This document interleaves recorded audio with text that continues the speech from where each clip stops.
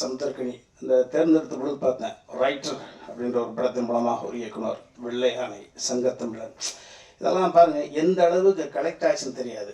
நம்மளுக்கு ஒரு 80 வயசு ஆகும், ஒரு கைத்துக்காட்டில் மல்லாக்க கொடுத்துட்டு அதெல்லாம் கலந்து போய் பேப்பர் பண்ணி யோசிக்கிற பொழுது நம்ம என்னடா சாதித்தோம், எத்தனை கோடி பணம் இருக்குது, அதில் என்ன சாதித்தோம். அந்த சாதனைக்கு உறுதுணையாக இருந்தவர்கள் தம்பி சமுத்திரக்கனி அவருக்கு நிச்சயம் 80 அவர் 90 நல்ல கண்ணையா வாழ்கிற காலம் மாதிரி வாழ்வார். அப்படி வாழுகிற பொழுது சுயநினைவோடு 100 வயது மல்லாந்து படுத்துக்கிட்டு யோசிக்கிற பொழுது நான் இந்த தமிழ் பூமிக்கு என்ன சாதித்தேன், அடுத்த தலைமுறைக்கு என்ன கொடுத்தேன் என்று யோசிக்கிற பொழுது எவ்வளவு கொடுத்துருக்கேன்னு யோசிக்கலாம். ஸோ தம்பியை பார்க்கிற பொழுது ராஜமௌலியும் அழைக்கிறார், ராஜமௌலியுடைய மகனும் அழைக்கிறார், தென்னிந்தியாவினுடைய ஆற்றலின் ஒட்டுமொத்த உருவம் தம்பி தனுசும் தொடர்ச்சியாக அழைக்கிறார். எப்படி ஒரு மனிதனால் இப்படி ஒரு எல்லோரோடும் கைகுலுக்கி செல்ல முடிகிறது? அப்போ அதற்கு பின்னணியில் அந்த மனசு இருக்குல்ல, அது எப்படி ஏறும் இறங்கும் இறங்கும், ஒரு பெரிய சாதாரண விஷயம் கிடையாது. அந்த தம்பி கனியை நான் தம்பியாக பெற்றதில் எனக்கு ஒரு பெரிய மகிழ்ச்சி. நான் அந்த எனக்கும் தம்பிக்கும் இணைப்பு பாலமாக இருந்தது அன்பு பிள்ளை தம்பி சாட்டை அன்பழகன் தான். நான் ஃபைட் மாஸ்டர் சொன்னாங்களே, ஃபைட் மாஸ்டர் எடுத்துகிட்டு இருந்த கதை தந்தை மகள் என்ற உறவு. இது தந்தை மகன் என்ற உறவு. உங்கள் அனைவரையும் இதை விட வயது இளையவர்களாக இருந்தாலும் பாதம் தொட்டு வணங்குகிறேன். இதே போன்ற படத்தை கொடுத்து கொண்டே இருங்கள். வாழ்க வையம். இந்த அப்பா மகன் உறவு இல்லையா, நீங்க தாயா யார் வேணாலும் வாழ்ந்துடலாம். ஏன்னா நான் தாயின் வயது தான் என்னுடைய முதல் 10 மாதம். அதனால என்கிட்ட தாய்மை இருக்கும். என் முதல் வீடு எங்கள் அம்மாவுடைய கருவறை தான். அதனால் எல்லா மனிதனுக்கும் தாய்மை இயற்கையிலே இருக்கும். அவனுக்கு 12-13 வயசு வரைக்கும் அவனுக்கு பெண் குரல் தான் இருக்குது. அதனால் அவன் பெண்மையாக தான் இருக்கிறான். அதனால் ஒரு மனிதன் தாயை விரும்புவதோ தாயாக வாழ்வதோன்றது இயற்கையிலே அவனுக்கு இருக்கு.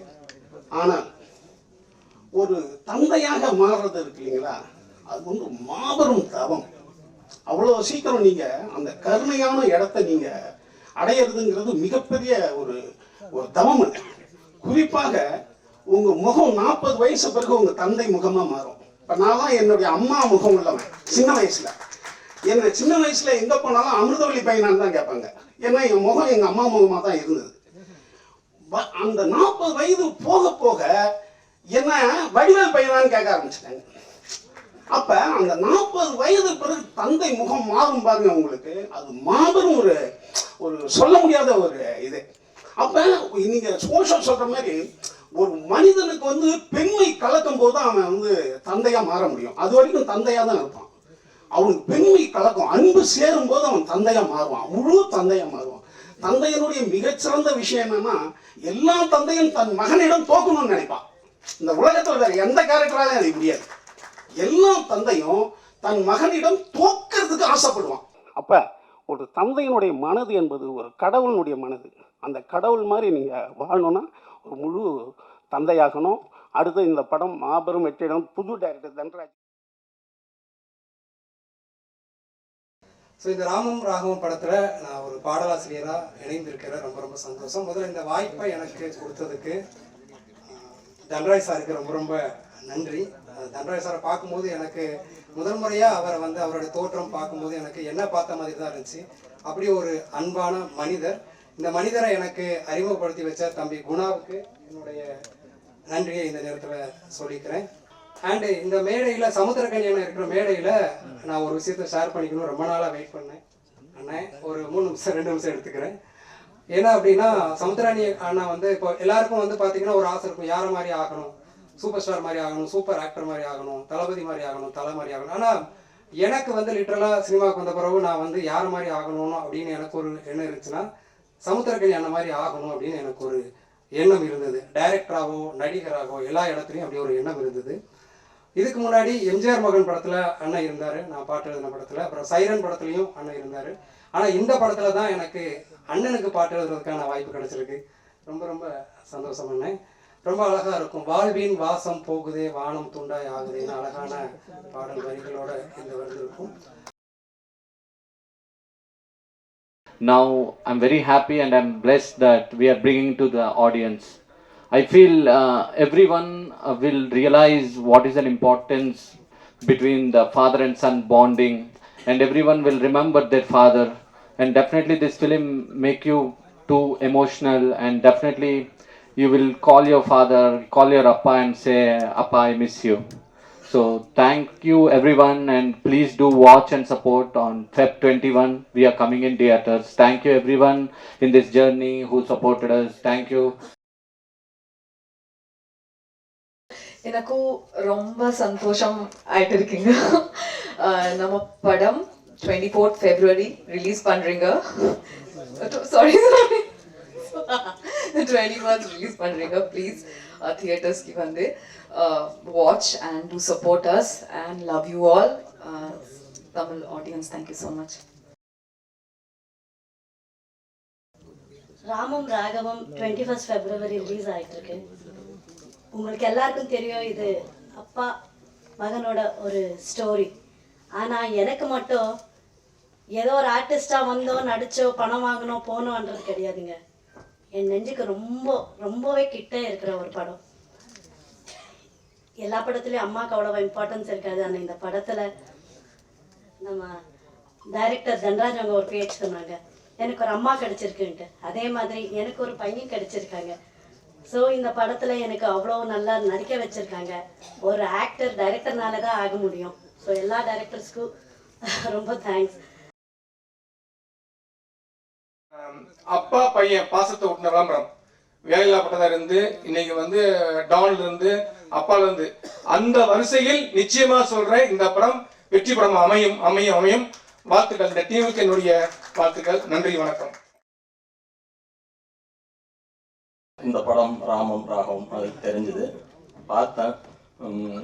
உண்மையிலே எல்லாரும் பார்த்தோம், ரொம்ப நல்லா இருந்துச்சு. ஒரு தந்தை மகனுக்குமான ஒரு பாச போராட்டம் ரொம்ப ரொம்ப நல்லா கன்மையாக இருந்தது. எமோஷனலாக கண்டிப்பாக வெற்றி பெறும்ன்ற நம்பிக்கை எனக்கு இருக்குது. ஏன்னா வெற்றி பெறும் அந்த மாதிரி கதைகளை தான் அவர் செலக்ட் பண்ணுவார். படம் ஓடுது ஓடலைன்றதை தாண்டி ஒரு நல்ல படம் இவர் கணேசா இருந்தாருன்னா படம் நல்லா இருக்குன்ற ஒரு நம்பிக்கை ஆடியன்ஸ்ல கொடுத்துருக்காரு. ஆனால் இந்த படம் நல்ல படம், கண்டிப்பாக ஓடவும் செய்யும். All the best whole team. Thank you.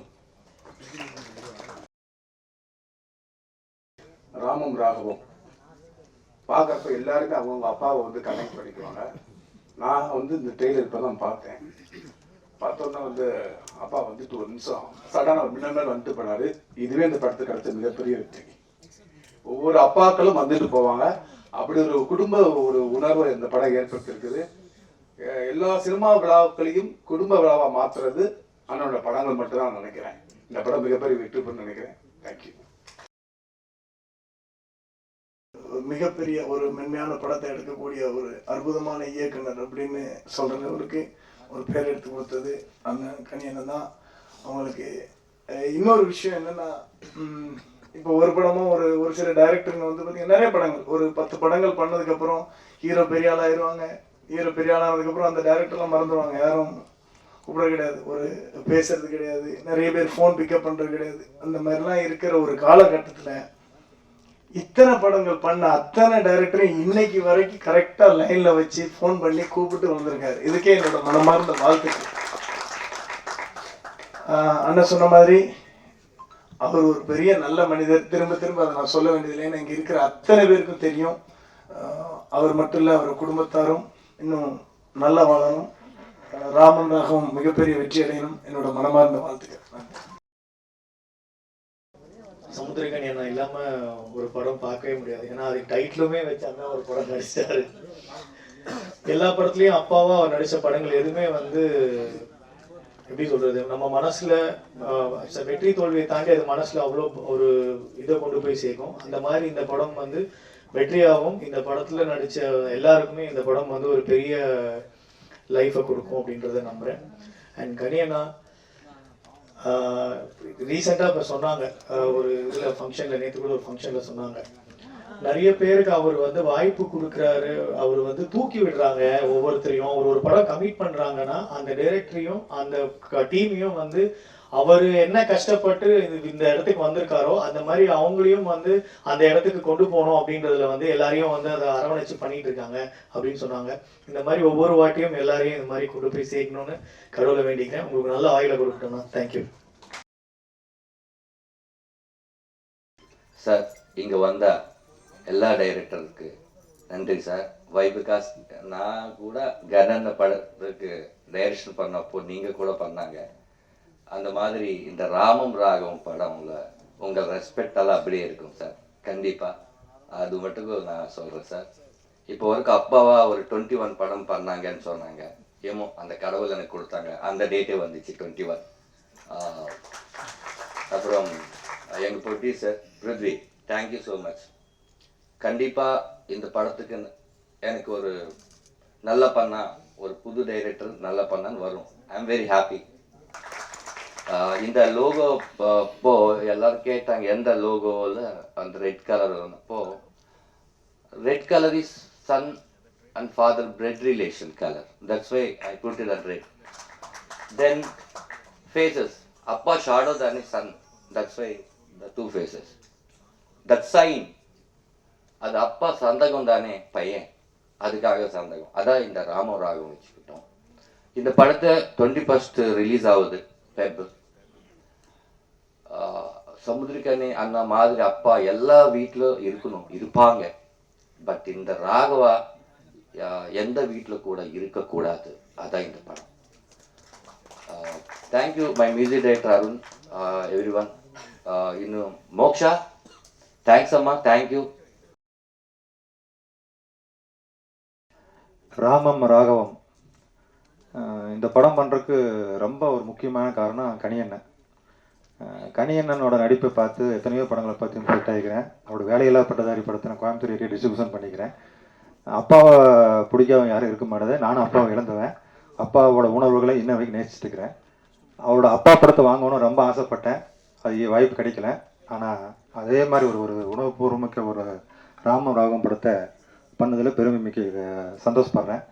அப்பேற்பட்ட ஒரு நல்ல படம் தேட்டரில் நல்லபடியாக ரிலீஸ் பண்ணுறோம். 2 பெரிய படங்களுக்கு நடுவில் ரிலீஸ் பண்ணுறோம். தேட்டருக்காரங்க நல்ல ஆதரவு கொடுக்குறாங்க. அது மக்கள்கிட்ட போய் சேர்த்துக்கூடிய ஒரு மிகப்பெரிய விஷயம் இருக்குது. அதை நல்லபடியாக சேர்த்தி நல்லபடியாக வெற்றி பெற செய்யணும்னு அனைவரும் வேண்டி கேட்டுக்கொள்கிறேன். நன்றி, வணக்கம். அதாவது நல்ல எண்ணம், நன்மை சொன்ன மாதிரி நல்ல எண்ணம் இருந்தால் போதும். அது இருக்கு நம்ம கிட்ட, நல்ல மனசு இருந்தால் போதும். எங்கள் அண்ணன் சிவா சொன்ன மாதிரி, ஐயோ ஒரு இடத்துல அடிக்கிறானுன்னா நம்ம போய் திருப்பி அவனை அடித்து அவங்கள காப்பாற்றணுன்ற எண்ணம் இல்லை. ஐயோ அந்த நிகழ்வு நடக்காமல் இருந்தால் போதுமே அப்படின்ற ஒரு எண்ணம் இருக்குது பாருங்களேன். அந்த எண்ணமே அவனை மாற்றும். அப்படிதான் நான் நினைக்கிறேன். ஏன்னா இப்போ நல்லதே செய்ய வேண்டாம், நல்லது நினைச்சாலே போதும் அப்படின்ற ஒரு இடத்துல தான் நம்ம எல்லாருமே வாழ்ந்துட்டு இருக்கோம். ஏன்னா அவ்வளோ வேகம், அவ்வளோ பிஸி. இதுக்கு நடுவில் இப்படி ஒரு நிகழ்வு நடக்கட்டும். ஏன்னா நல்ல படைப்பை ரசிகர்கள் என்னைக்குமே கைவிட்டதில்லை. இருக்கிறோம் நீட்டி வரவேற்றிருக்காங்க. பணம் பணம் பணம், அந்த பணம் பார்த்தால்தான் இந்த படைப்பு அப்படின்ற மனசு தான். எத்தனை பேர் மனசு இது கொள்ளையடிக்குதுன்றது தான். இதை நோக்கி தான் நடந்துகிட்டு இருக்கோம். ஆனால் ஒரு நாள் வரும், அந்த நாள் அன்னைக்கு இந்த மாதிரி படைப்புகள் மட்டும்தான் இங்கே நிலைச்சு நிற்கும். கமர்ஷியல் படங்கள்லாம் தூக்கி அடிக்கப்படும். அதை நோக்கி தான் இப்போ நடந்துகிட்டு இருக்கு. 2க்கு நடுவில் தான் நம்ம நிற்கிறோம். அந்த நாளுக்காக தான் காத்துட்டு இருக்கோம். அது வரைக்கும் இதே மாதிரி படைப்புகள் வந்துக்கிட்டே தான் இருக்கும், உழைச்சிக்கிட்டே தான் இருக்கும். அது கமர்ஷியலாக காசு என்னைக்கு வருதுன்றதை கொஞ்சம் பார்ப்போம். அந்த லாக் இதில் கூட விழலாம், அந்த பிணைப்பு இதில் கூட நடக்கலாம். இந்த பிணைப்பில் இந்த படத்தில் நடக்கணும்னா அடுத்த படத்தில் நடக்கும் அப்படின்னு வெயிட் பண்ணி அதற்கான ஓட்டம் தான் இருக்குமே தவிர என்றைக்குமே தடுமாறி தயங்கியெல்லாம் நின்றவே மாட்டோம். அதை போய் வெல்வது வரைக்கும் போராடுவோம். வெற்றி நமக்கு வெல்வோம். நன்றி, எல்லோருக்கும் நன்றி.